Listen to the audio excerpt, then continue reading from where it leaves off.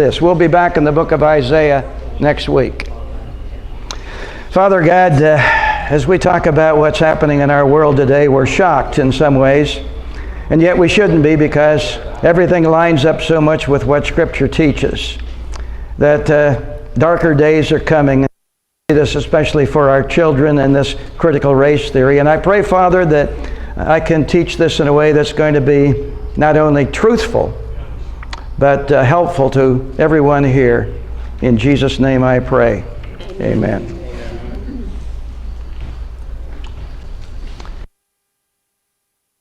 It was extraordinary and unique even in world history. For the first and only time, a country sacrificed hundreds of thousands of its own citizens in a righteous fight to end the evil of slavery. The fight began years before with many heroes risking their lives, but the war was the moment of truth. Slavery would be abolished or this country would cease to exist. Our nation survived.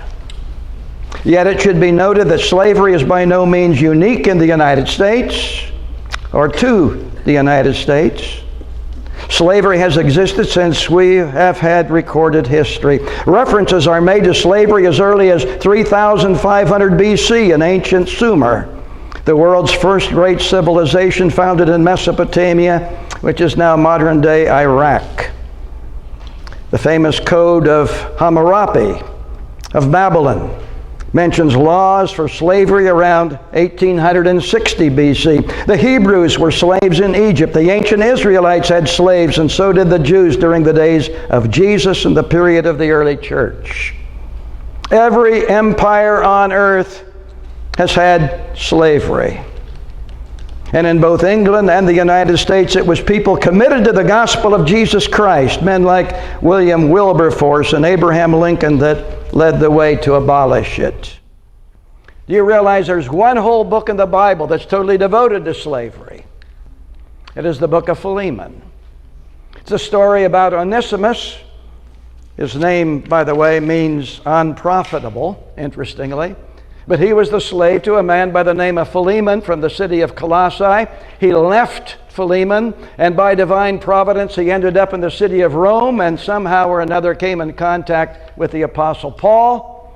And Paul, won him to Christ, wrote the book of Philemon, which we have in our New Testament, handed it to Onesimus, said, "Go back to your master, hand this letter to him." And in that letter it says to Philemon, "I want you to receive Onesimus as if you were receiving me, because now the one who is unprofitable is going to become profitable." So slavery was very much part of biblical history, even as it has existed throughout time. In fact, the slaves that first came to America from Africa, black masters. Vudi Bachman, a black pastor and church planter in Zambia, Africa, has written a book called Fault Lines. I don't know if many of you have read that book. I know some of you have. It poignantly reminded him that contrary to belief, white slave owners did not come to Africa and track through the brush to find and capture slaves. They bought them from other Africans who had already enslaved them. Vudi writes this: "It was sobering to realize that my ancestors, far from being kings and queens, were actually debtors, criminals, or conquered people who were sold to Westerners by their own kinsmen. And thank God they sold them to Westerners by their own thank God they sold them to Westerners and not to the Arabs. The Arab slave trade lasted more than 13 centuries and was far more brutal. Few Africans sold to Arabs even survived the journey."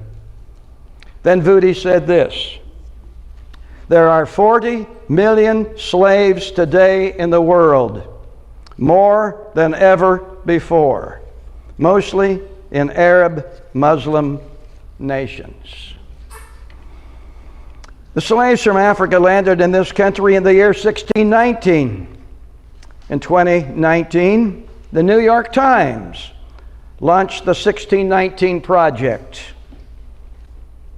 a massive attempt to reframe American history by displacing the 1776 Declaration of Independence as the traditional founding of the United States and replacing it with the first year the African slaves arrived in America. It is totally a racist project and based on the notion that white people got rich off the backs of black slaves, but also it's based on the idea that our founding fathers were slave owners, and that doesn't go over too well. So the goal of Project 1619 is to revise America's national identity by making race hatred central to the founding of this nation, and that the patriots who fought the American Revolution did so to preserve slavery, which is a total myth. Yet the project's director received a Pulitzer Prize for her contribution. And this project has been taught in 4,500 classrooms across the United States, and more are yet to come. There's no doubt one of the great tragedies in human nature is that slavery has predominated the nations and kingdoms of the world, but also that racism has existed and still exists, and that a new form of racism has come on the scene, and it's called race theory. Roger Simon, writing in the Epoch Times, said this: "Stop critical race theory before it destroys America." That was the title of his article. And then it reads, "If you want to invent an ideology that actually created racism where it doesn't, you could do no better than critical race theory. It's a superb method of controlling society to your advantage." How ironic. CRT is intended to end racism in America when in fact, get this, it is the latest form of racism. So it's very, very important that we understand what we're going to be talking about. This is just the introduction, kind of leading you to the point where now I want to really take off. Let's talk about the development of CRT. Two black scholars in the 1980s are most closely identified with the developing of critical race theory: the late Harvard professor Derek Bell and the more recently deceased James Cone, a professor of systematic theology at the very leftist Progressive Union Theological Seminary in New York City. You might remember last week when we talked about progressive Christianity. Where is the heart of progressive Christianity coming from? It's training our pastors today. It's from the Union Theological Seminary in New York. And so one of the professors there is one of the men behind the whole idea of the critical race theory. Their ideas stem from a modern expansion of the Marxist idea that capitalism oppresses not only the workers, but racial and gender groups as well. CRT teaches that all oppressed groups intersect with each other, and we cannot separate them as separate problems. Here's what you must understand, this word intersectionality. We've talked about it before, but I really want you to understand what we mean by that. That is, all oppressed groups intersect. All oppressed groups interlocked with each other. Got it? So if you criticize one oppressed group, what happens? You are criticizing all the oppressed groups. If you speak out against abortion, for example, then you are equally out against homosexuality or the LGBTQ agenda and all of that. So it is all linked together. So to be critical of one is to be critical of all. That's the point I want us to see. To speak out against abortion is to be equally guilty of criticizing the gay community or transgenderism. CRT maintains the problem is not just capitalism, but get this, but white, racist, sexist Christian capitalism. You see how they label us. White people are responsible for all the oppressed in society. So CRT sets out to divide the human race into two groups: the blacks and ethnic minorities who are oppressed against the white male who has used his privileged status to benefit from the oppressed and is therefore the oppressor. CRT does not think in terms of the individual, but in terms of groups. Again, just as I want you to never forget the meaning of intersectionality because you'll hear it on the news or you'll read about it, but I want you to understand that CRT lumps everything into groups, never caring about the individual. So if we are white males, for example, then all white males are linked together and all white males are equally guilty. Got that? Well, let's define CRT. I'm getting a definition here from the UCLA School of Public Affairs. CRT recognizes that racism is ingrained in the fabric and system of the American society. So it's systemic racism. That's what they're saying here in America. The individual racist need not exist to note that institutional racism is pervasive in the dominant culture. This is the analytical lens that CRT uses in examining existing power structures. CRT identifies that these power structures are based on white privilege,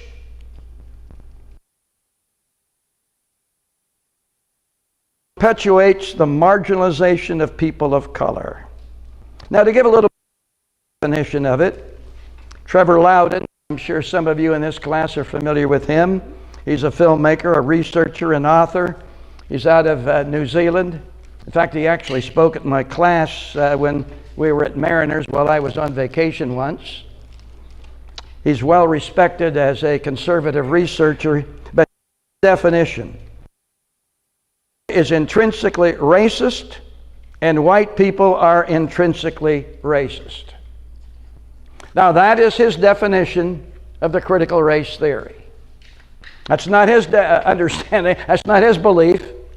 That's what he's defining in terms of CRT. CRT goes hand in hand with the social justice movement. Social justice calls for the redistribution of white wealth to those of color. CRT supports this because it is white people who have suppressed people of color. And so, therefore, this whole idea of reparations, you see, which I guess the state of California is going to enforce.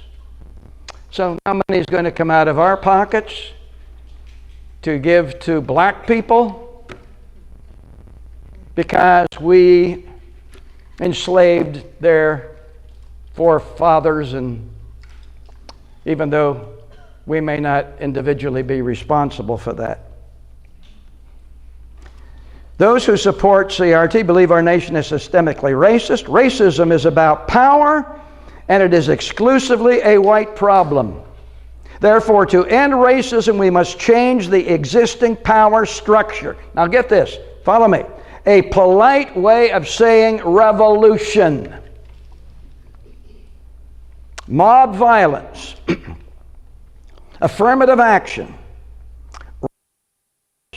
and hate speech are all justified by CRT. All are revolutionary tools derived from Marxism. Now, concerning hate speech, Target, I'm talking about the store.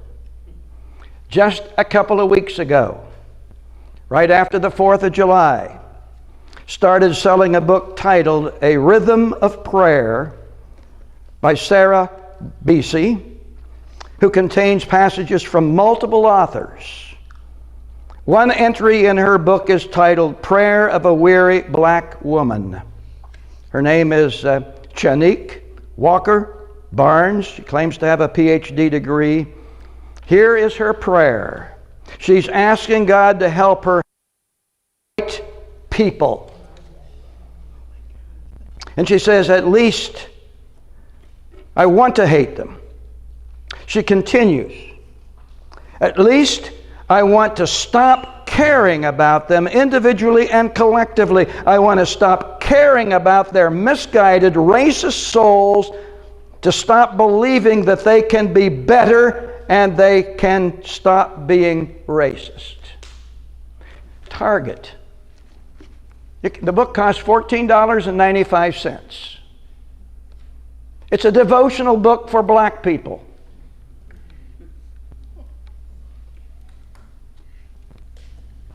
And the prayer, God, help me to hate white people. Isn't that shocking?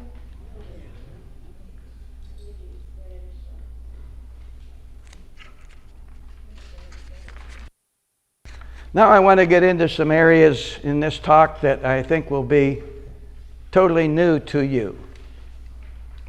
And something that you've not heard on the news and you have not read before in relationship to CRT. I want to talk about black theology and the black Muslim cult. In the 1980s, the Democratic Socialists of America published an essay by James Cone. Now, who's he? He's one of the two founders of CRT. We already made mention of his name earlier. But he wrote this book called The Black Church and Marxism. What do they have to say to each other? Now, if you would read a title of a book like that, you would assume something, would you not? That maybe this man is a Marxist, which he is. Much earlier, in 1969, Cone wrote the book Black Theology and Black Power, in which he said this: the time has come for white America to be silent and listen to black people. All white men are responsible for white oppression. Theologically, Malcolm X was not far wrong when he called the white man.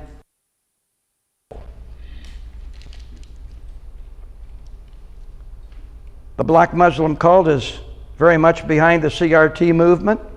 Black Muslims make the consistent charge that Christianity is the white man's religion, ignoring totally an Asiatic, a Semite, a descendant of Isaac, half-brother of the Arabs through Ishmael.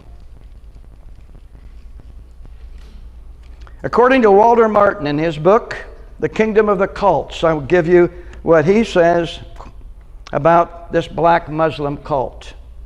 Black Muslims move forward with a militant denouncement against all white people merely because they are white, not because they belong to a religion other than Islam.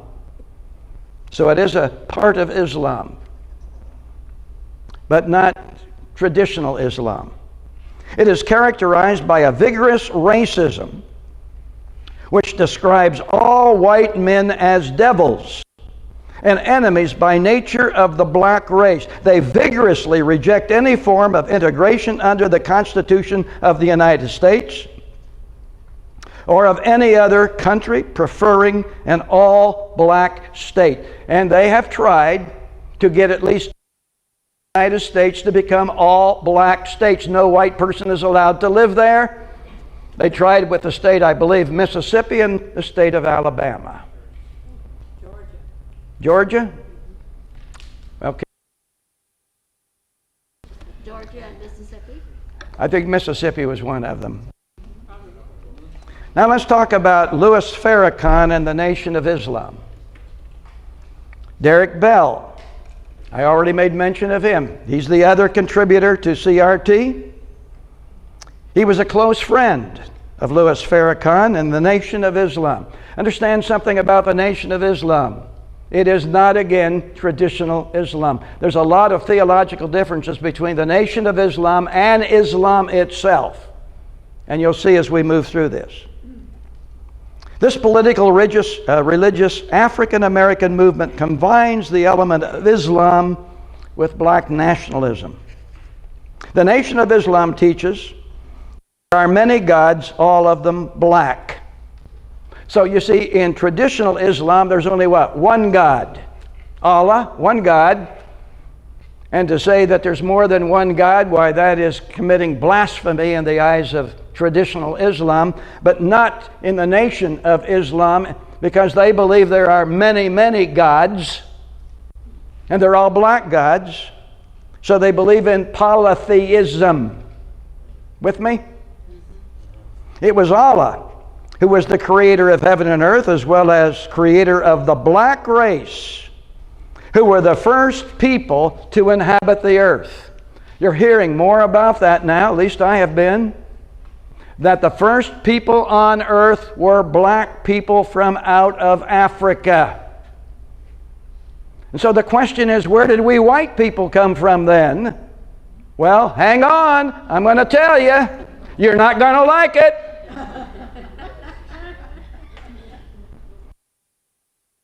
Islam teaches that Allah was not eternal.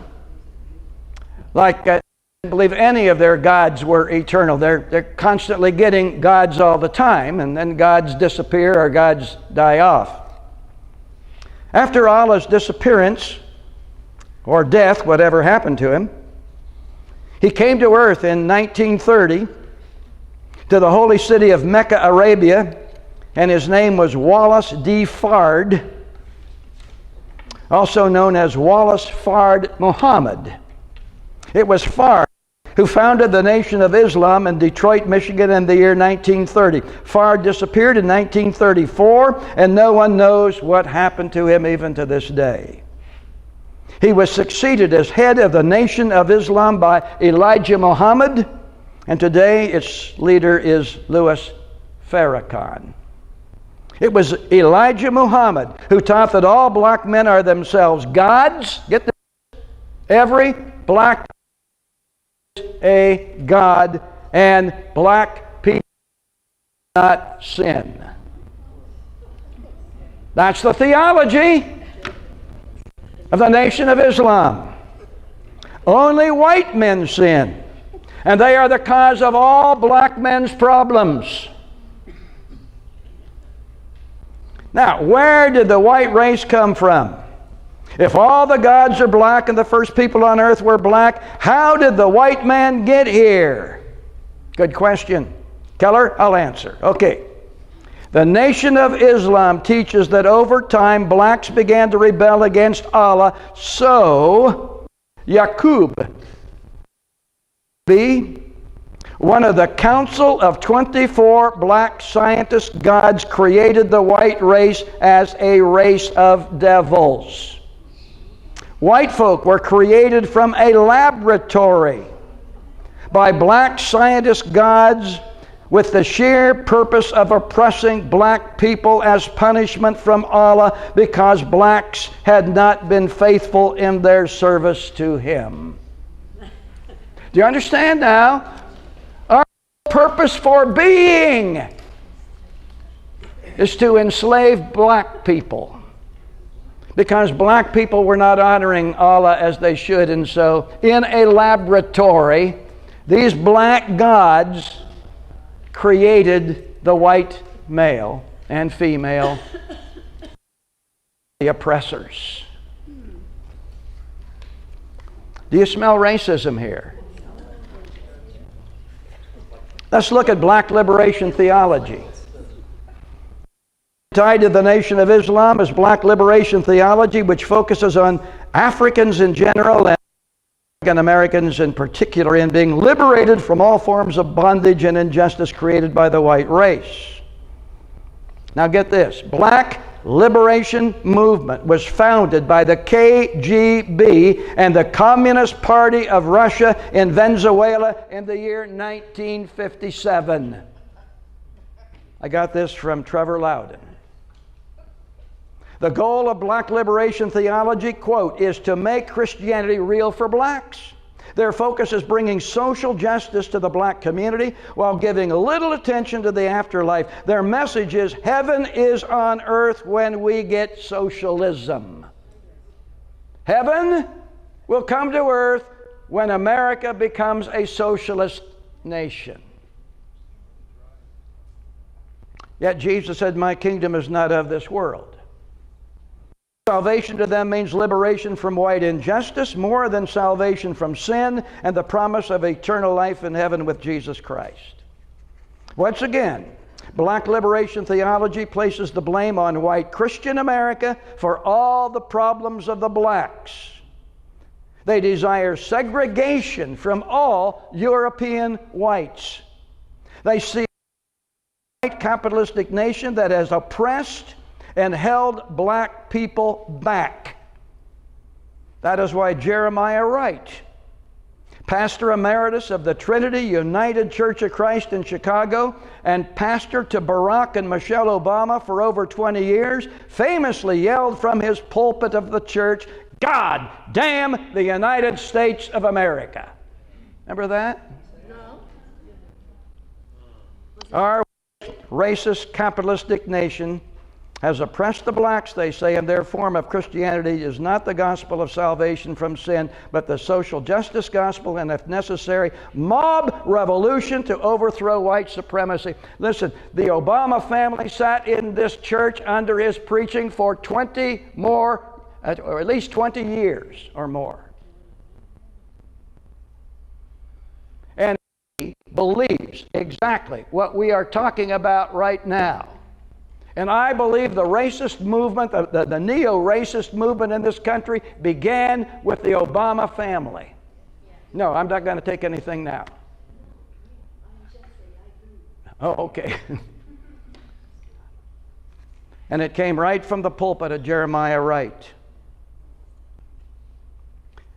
This is why the Democratic Party has said little or nothing about all the rioting last summer over the death of George Floyd. See, who's really secretly behind what's happening in Washington, D.C. right now?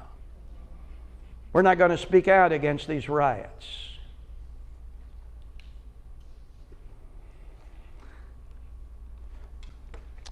The critical race theory is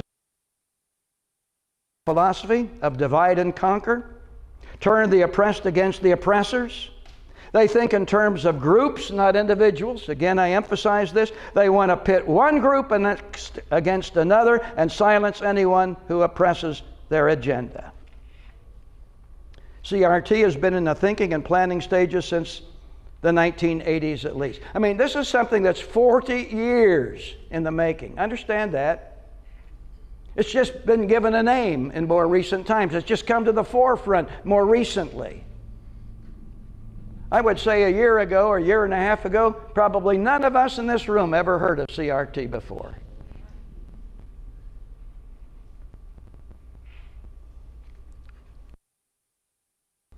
Strongly supporting the racist doctrine that white people are evil and the cause of all black oppression. CRT is supported, therefore, in this belief by black Muslims, the Nation of Islam, Black Liberation Theology, and Black Lives Matter. They are all integral to the Socialist Democratic Party, and this has all come to the forefront since the death of George Floyd.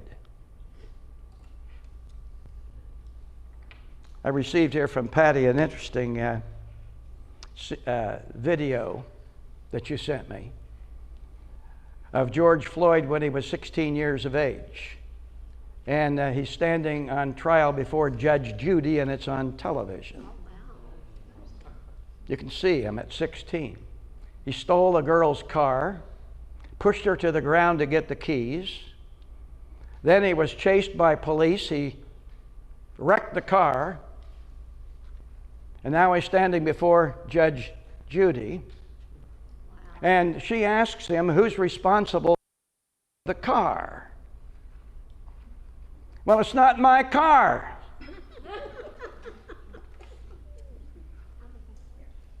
So I guess she's responsible. Okay? I wrecked the car. And this is a hero today.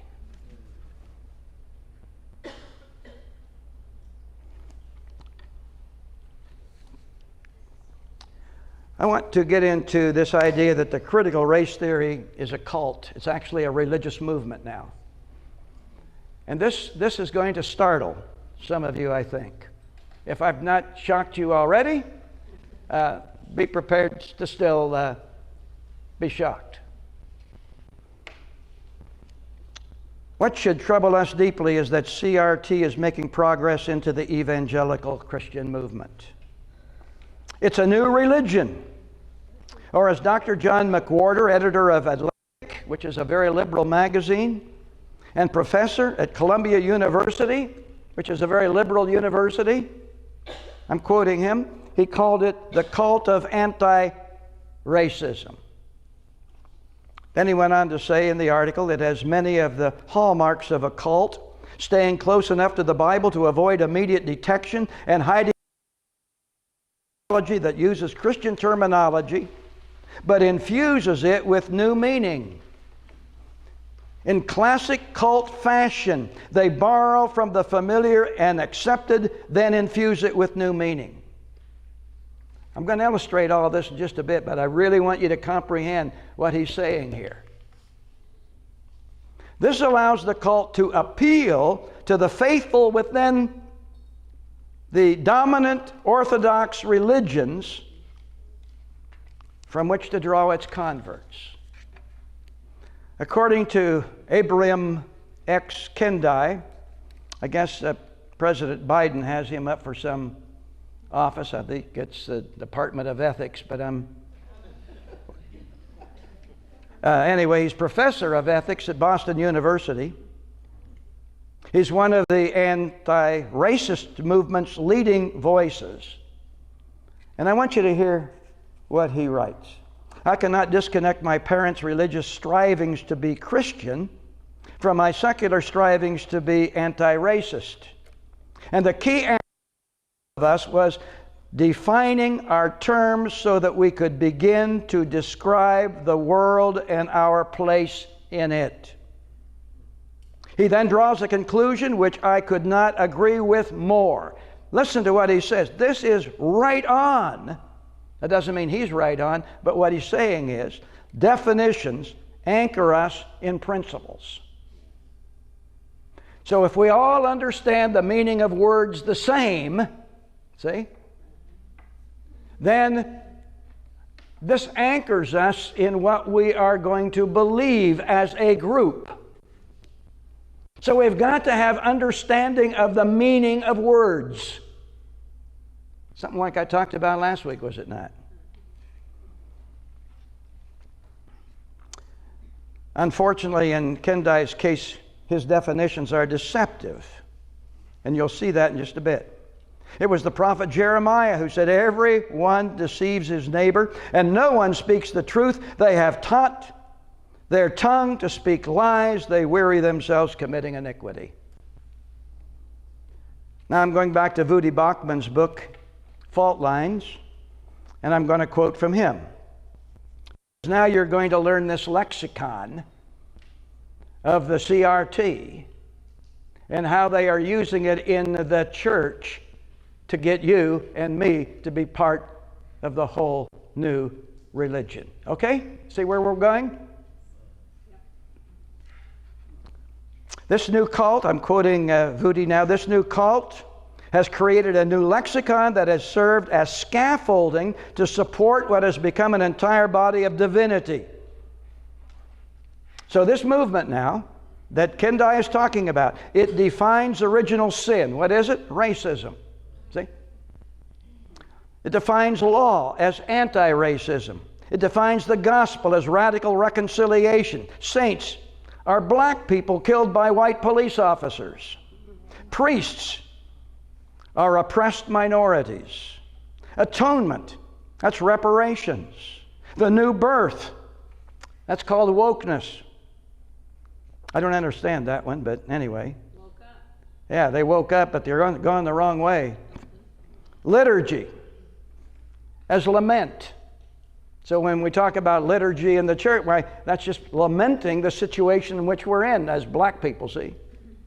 Canon not be familiar to you. It means a decree or church law. So the church law here in CRT is social justice.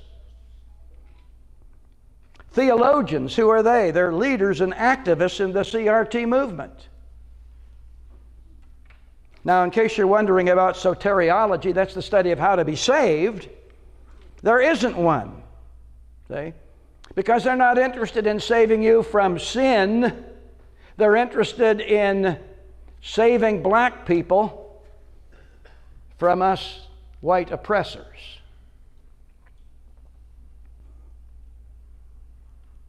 Now, I want you to see how they're infiltrating the churches today. Make no mistake about it, CRT is making its way into thousands of churches, creating another source of division. The Southern Baptist Convention, of all things, quarreling over CRT. And when leading members of the convention came out this last month with a statement, CRT is incomparable with our central statement of faith, several prominent black churches within the convention broke away. But this matter still is not totally settled within the Southern Baptist Convention. At this year's convention, held just last month, Southern Baptists took on the critical race theory and thrust themselves squarely into the debate over systemic racism and the ongoing legacy of slavery in America. While they didn't name critical race theory directly, they didn't want to bring that word up, they approved a measure rejecting, quote, any theory or worldview that finds the ultimate identity of human beings in ethnicity or in any group dynamic. In other words, what they're saying is we don't believe in lumping all white people together in one group and say all white people are the same, see? Or we don't believe in lumping together. So that was the basic statement. Now, Charles Spurgeon said something very interesting. Remember, he died back in 1892. Probably didn't know that year. I didn't either until I looked it up. But anyway, he's a longtime Baptist pastor in London, England. He said this, very wise. Discernment is not knowing the difference between right and wrong, but between what is good and what is almost good. See, if you look at this statement by the Southern Baptist Convention, it's almost good. We don't believe in lumping all white people together in one group and saying everybody's the same. However, one of the members of the convention put forth an amendment to add CRT as a theory to be rejected. They wanted CRT as part of this amendment, see? It did not pass, leaving wide open the possibility that the Southern Baptist Convention may still support CRT. Tensions ran high at this convention, as many were not satisfied over what the church should do about CRT, systemic racism, and white privilege. Just recently, a large Southern Baptist church in Naples, Florida, was interviewing for a new pastor. The man they selected preached his trial sermon on the need for social justice and CRT. What a stupid thing for him to do. He wants a job. And he puts himself in the most controversial position to start with, see? He had to get 85% of the vote from the congregation. He only got 81% of the vote, and therefore he didn't make it. And so when certain members of the Southern Baptist Convention learned about this, even though the Southern Baptist Convention members have no say-so over the control of a local congregation, nonetheless, this whole thing got back to this church, and they demanded that everybody who voted against this pastor leave the church and called them racists.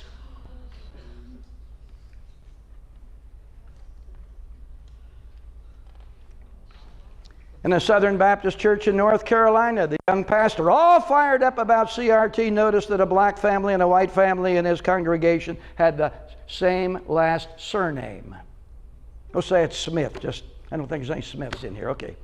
He falsely concluded that the ancestors of the white family must have owned the ancestors of the black family.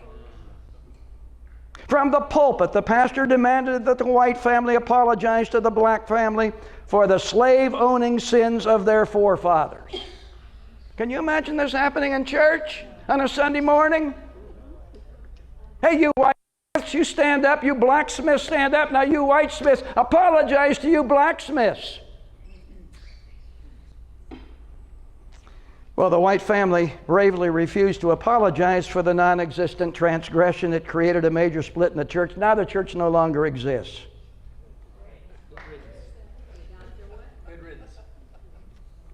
At a Sunday morning service of a Lutheran church in Huntington Beach, the Caucasian pastor told his congregation, this is right down the street from where Kathy and I live.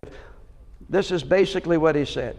All white people are racist, and we need to repent of our white privilege by regretting we were born white.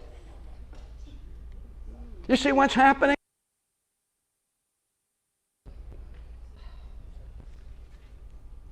Trevor Loudon, in an interview on YouTube concerning his book, The Enemies Within, which I've read, named several leading evangelicals that support social justice and CRT, including Tim Keller and Rick Warren.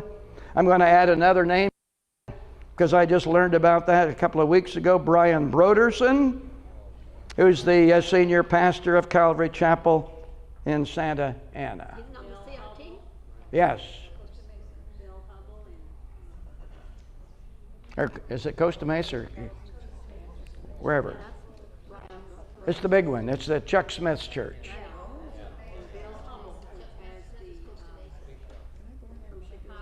Yeah, Bill Hybels. Yeah. Anybody that's involved in this seeker-sensitive movement are wide open to this whole movement. And we have a whole lot of seeker-sensitive churches out there. There are also parachurch organizations. This again, according to Loudon, InterVarsity and Campus Crusade for Christ, which has now been renamed Cru. Loudon believes that Marxist communism is behind CRT. He stated, this is so important to hear because it's what I've been teaching this class for a long time. He's just putting it a little differently. He states, as the church goes, so goes our culture. Loudon put it like this. Here's his quote. Religion shapes culture. Culture shapes politics.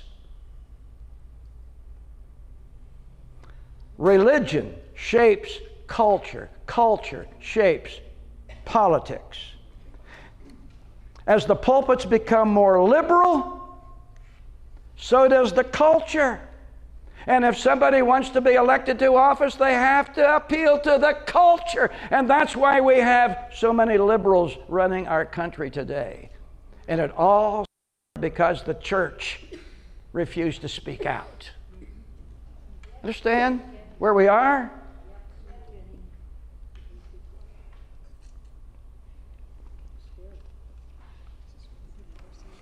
Let's look at some examples of what's going on in our schools today. And we'll keep moving through this. What I'm going to get mostly comes from the Epoch Times in an article by a man by the name of Alex Newman.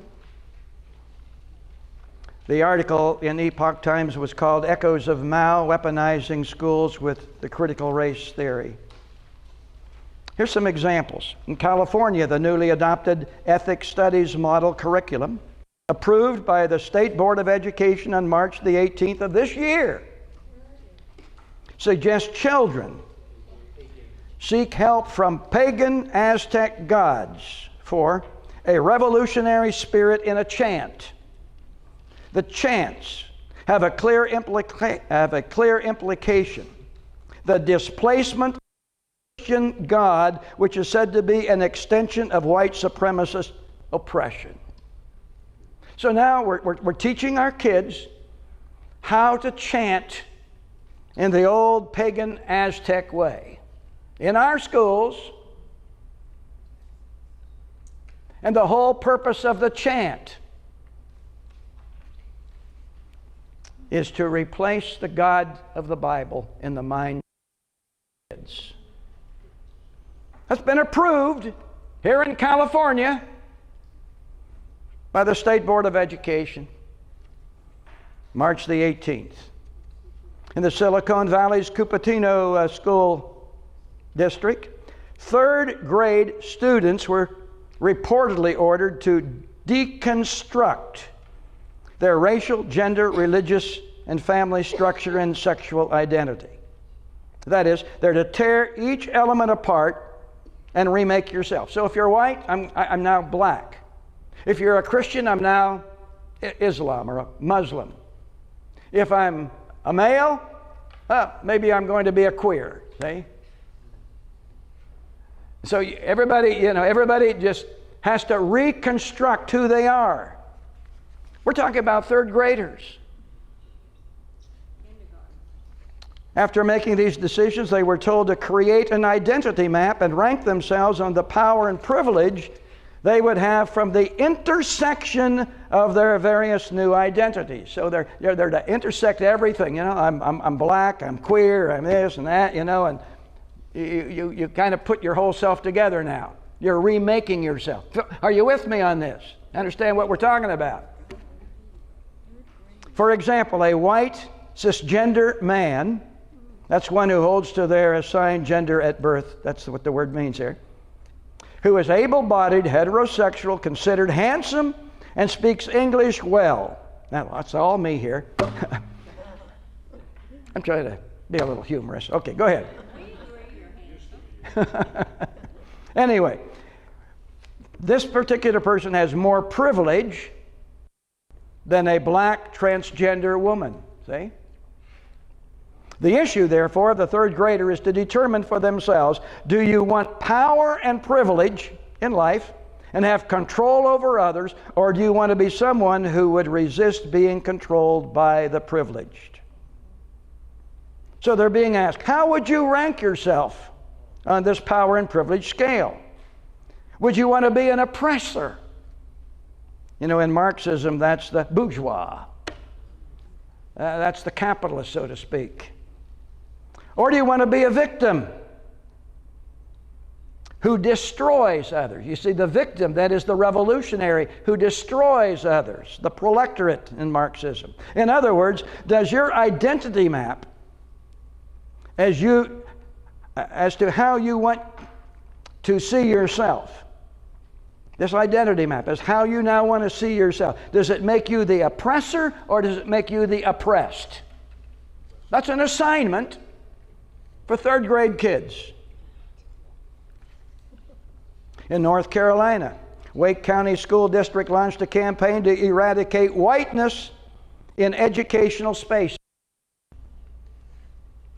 This means that while a white person is in school, he's in what's called, he cannot think of himself as being white.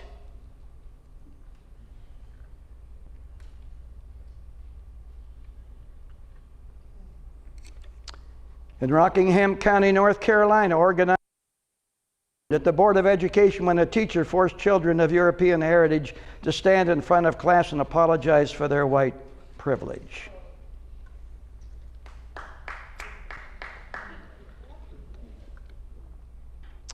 Yes, I would fume too. A couple of months ago, Kathy and I, we've heard several different lectures on CRT. And we heard Harriet Reed. She was in Huntington Beach. She spoke. She's a conservative black woman who grew up in Birmingham, Alabama during the time of segregation in the South. And she's very much against the CRT movement. But here's what she said. This is the last sentence of her talk. We blacks have been the focus of persecution and abuse for centuries. Now the tables have turned. They are coming after you whites.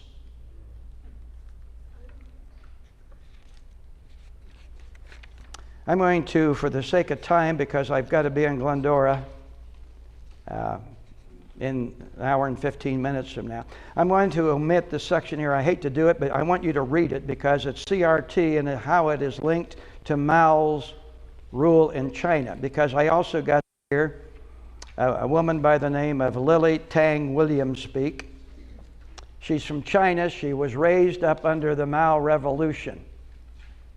And what she does is she compares her experience in the Mao Revolution with what is happening in our schools. So be sure you take time to read all of this. Which brings me to the conclusion of what I want to talk about today.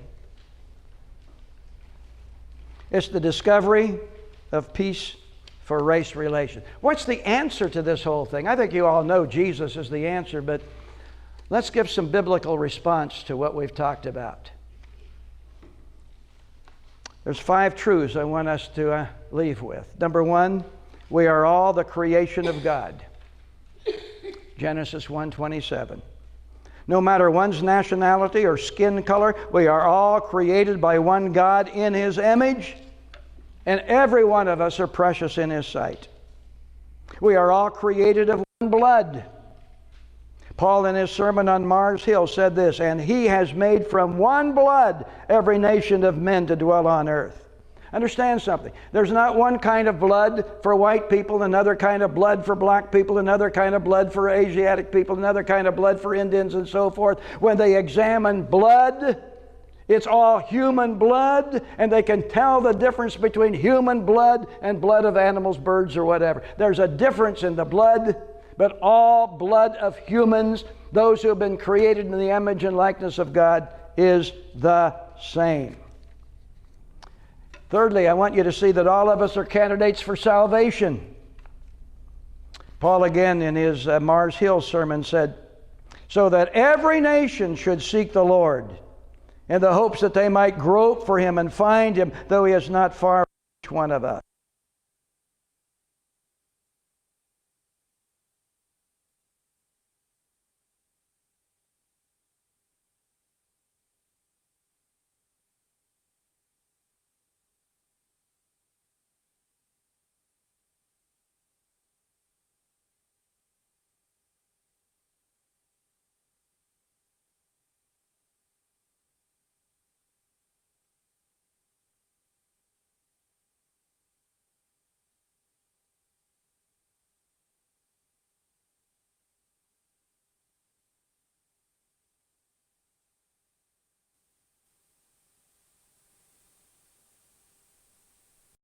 Christ.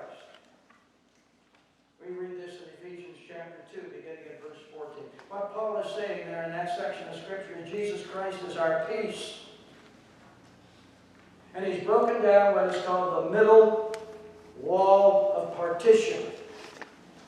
What does he mean by that? There was a middle wall of partition that separated Jews and Gentiles. This wall of partition was at the temple. You might remember the temple there in Jerusalem during the days of Jesus. They had a court of the Gentiles, then there was a wall. And behind that wall was the court of the Jews. So a Gentile could only go so far into the temple area, and that's as far as he could go. The Jew could go on the other side of the wall. And what Paul is saying here in Ephesians chapter 2, Christ has broken down this middle wall of partition so that Jews and Gentiles can become one in Christ Jesus. So Christ is our peace.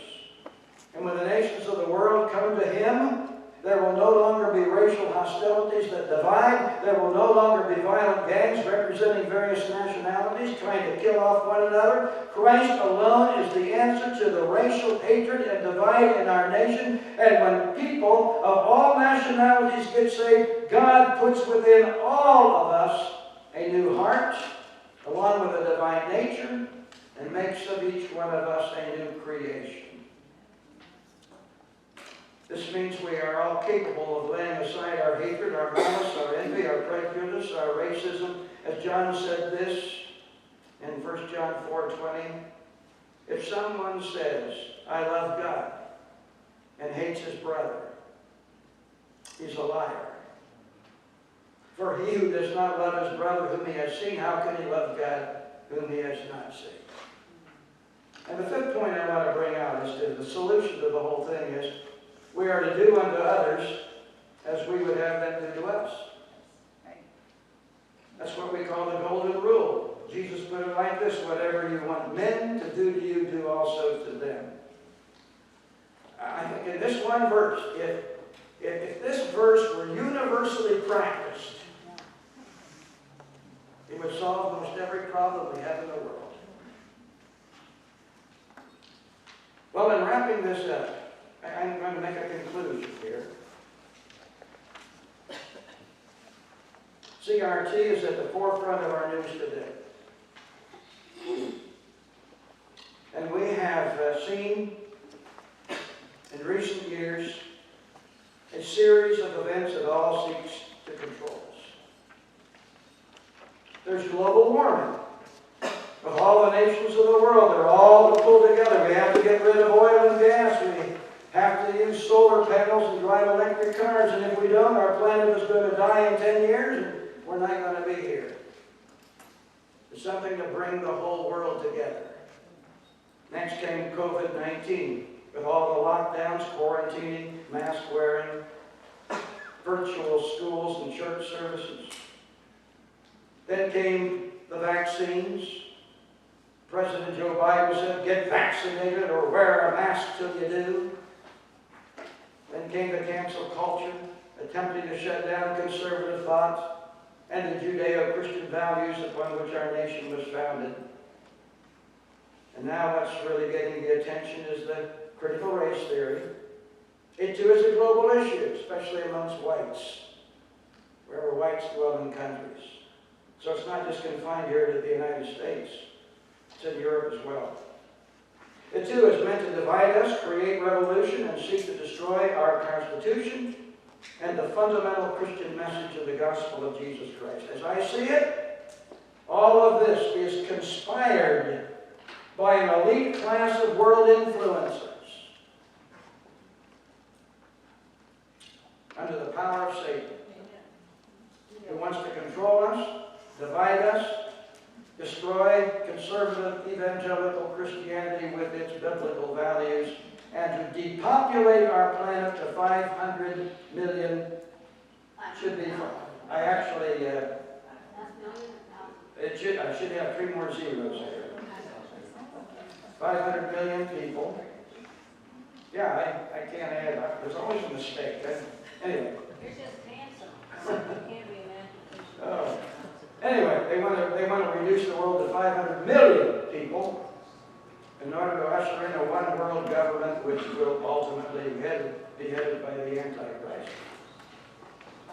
I know what I just said might be quite a stretch for some of you. But I believe we're living at the end of the end times.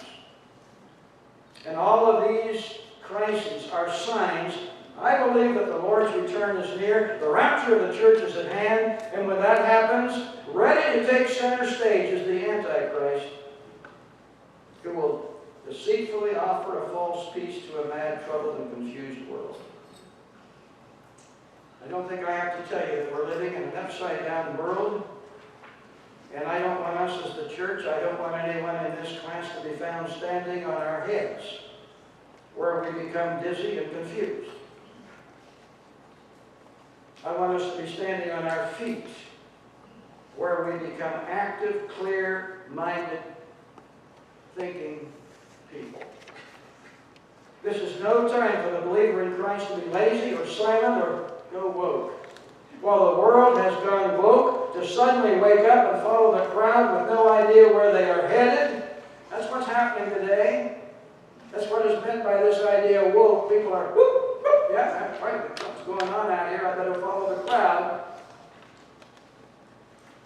May the church wake up, because the day of the Lord is at hand. Amen. Amen.